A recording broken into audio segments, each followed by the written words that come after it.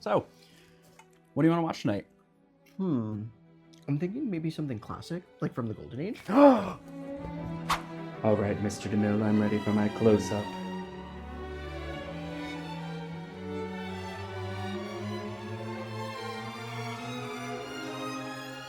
Hello, my children. Your father, star of the silver screen, is here to bring you a new swatching video. Prism Parade. Prison? I did it again. Again? Again. On purpose? No. Oh my god. Prism Parade just released their newest collection called Golden Age Glam. Each shade draws inspiration from classic / old school Hollywood stars, and Jill, the creator of Prism Parade, included some information about them that I'll get into during the swatching. That was good. It did sound like you said prison. Prism. One of the things I really loved about this collection is it gave me the opportunity to learn more about the icons from the Gilded Age of Hollywood. And what I especially love is not only does this collection feature some of the icons that you'd come to expect, but it also features queer and POC representation that didn't have a lot of visibility at the time in the industry. And now that the previews are over, without further ado, let's premiere these swatches. First up is Liz. This is a violet-based polish with a fine pink shimmer, black reflective glitters, and a touch of scattered hollow. This shade is inspired by actress and notable queer ally Elizabeth Taylor, who co-founded the American Foundation for AIDS Research. As such, $2 of each bottle of Liz sold will be donated to the Elizabeth Taylor AIDS Foundation. As for the polish itself, the purple base is quite thin, and it took me 4 coats to get to full opacity. One thing I really like about Prism Parade's polishes is while they tend to be on the thinner side, they're not patchy, which makes them really great toppers. Stick around for later in the video where I'll show all of these polishes over black. Back to Liz, in this lighting, the pink shimmer pulls it a little bit more purple, and I believe that the darker spots might be the black reflective glitters, though it's hard to make out. And while this isn't a color that I would typically turn to, I really appreciate how metallic this looks in this lighting. And on to the next one.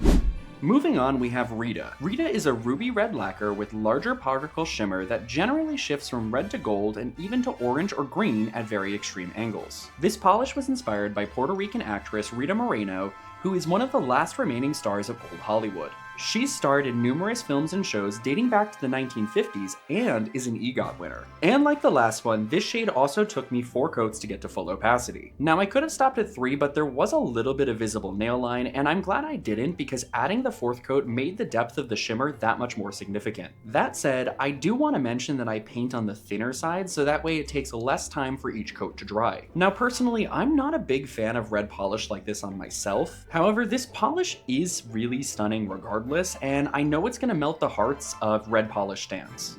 Moving on, we have the blonde bombshell herself, Marilyn Monroe. Now it should come to no surprise that Marilyn is a hot pink magenta polish with a hot pink micro shimmer that sometimes pulls the polish into a cooler direction. For me, this one was buildable in 3 coats, but it could have been because it was on the colder end while I was swatching, and this polish was thicker than I was expecting, so I needed a 3rd coat to fix the mess of the 1st and 2nd. And I did manage to get a little bubble on the 2nd coat, which thankfully you can't see on camera, but that's why I needed the 3rd coat, and you might be able to get away with just 2 if you do a better job with application than I did. Now, I don't have too much more to say about this polish because I'm not generally a fan of pink polish, let alone hot pink polish, so if you like it, I'm glad it exists for you, but I'm not a big fan of the base color.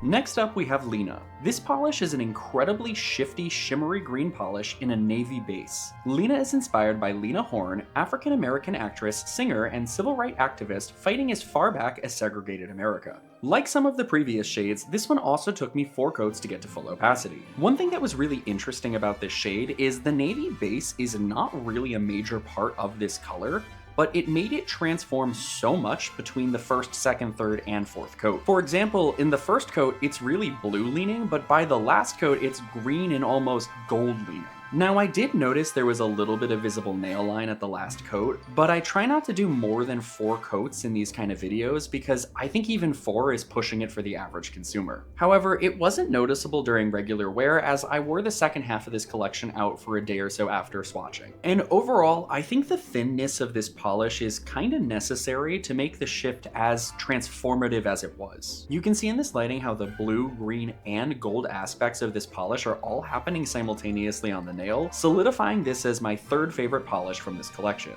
Moving on, we have Audrey. Inspired by Hollywood darling and fashion icon Audrey Hepburn, this polish is immediately my favorite because it is a bright silver metal with an extra hollow sparkle. Now y'all, I was blown away by the coverage of this one as I got it to full opacity in just 2 coats. And while these coats were on the slightly thicker side, usually with metal flake polish like this, you need 2 or 3 coats in order to cover all of the gaps between the foil flakes. And honestly, I'm just really obsessed with this one because not only is it a metal, having the little bit of holographic glitter just makes it that much more special. Also, I'm a big fan of the name of this polish, not because Audrey Hepburn is like my icon or anything, but my husband and I watch a lot of Drag Race, especially the international seasons. Drag queens. We're talking about drag queens, not cars. And we come up with drag names back and forth with each other, and the best one that I've ever come up with will forever be Audrey Heartburn. Ibuprofen. Lisa Carr. Julie Andrews. Anyways, back to this polish. I couldn't wait for the over black swatches, so I did this over black on my pinky for this half of the Skittle Mani. I think it's a little bit on the thicker side to be what I would consider a topper, but it does pull the polish into more of a gunmetal direction, and I love that as well. So yeah, there's no surprise that the metal foil flake is my favorite from this collection, so let's finish it up with the last polish. Finally, we have Hudson. This polish is a dark blue lacquer with glowy blue shimmer and gold reflective glitter. And if y'all seen my videos before, you know how I feel about a gold reflective glitter. This polish was inspired by Rock Hudson, one of the golden age of Hollywood's leading men. Rock lived under constant threat of being outed in the tabloids and ultimately was the first celebrity to die of complications from AIDS in 1985. Like the first shade shown, Liz, $2 of sales from Hudson will be donated to the Elizabeth Taylor AIDS Foundation. I found this polish to be buildable in 3 coats, but it could have probably been buildable in just 2 if I did a better job on initial application. Cause like Marilyn, this one was thicker than I expected, but it was nothing that I couldn't work with. As for the final look, I love how deep blue the base color got, but it was difficult to see the gold side of the reflective glitters as they mostly look silver in this lighting. Regardless, this one ended up being my second favorite color from the collection. And speaking of, here is the full collection. My standouts are definitely the 3 on the second set, as they are more so the colors I would tend to wear for myself, hence why I painted them second and wore them out after swatching. One thing I did want to point out was how transformative Lena was when I was out walking Titan. No, don't get out of there. And also, while we were outside, it's time to see what's on my other hand. I'm wearing a mega combination of 4 different shades layered on top of each other.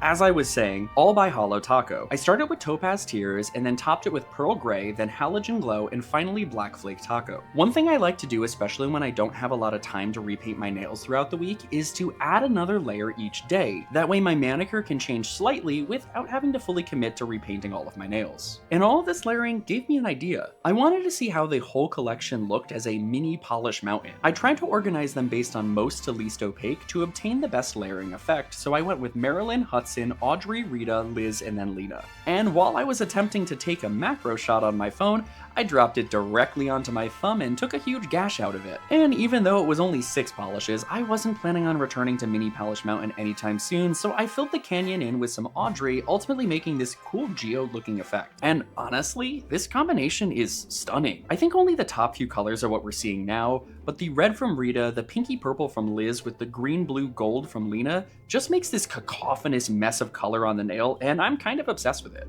So now that you've seen all of these shades, let me know in the comments below which one are your breakout stars. And before we get into some comparisons, I want to share that I have an affiliate code for Prism Parade. If you're interested in picking up any of these polishes or anything from their catalog, check out the link below or use the code ND10 for 10% off on your order. Now on to the comparisons. First up, I tried comparing Liz to some of my other purple shimmery polishes in my collection. Holo Taco's Party of One Purple has a similar base color, so I tried adding Twilight Shimmer to dupe it, but it lacked the same texture of Liz. Absolutely Arcane is more of a neon purple with an orange shimmer, and finally Holo Taco's Crystal Mommy has a similar texture but leans more pink. Next up, Rita was compared to some of my deep red shimmery polishes. I thought of the Arsonist by Mooncat when I first saw Rita because it reminds me so much of it, but the Arsonist is a way deeper red. Overall, none of these are dupes because Rita has a larger glitter size and it really is an in-between shade of the reds in comparison.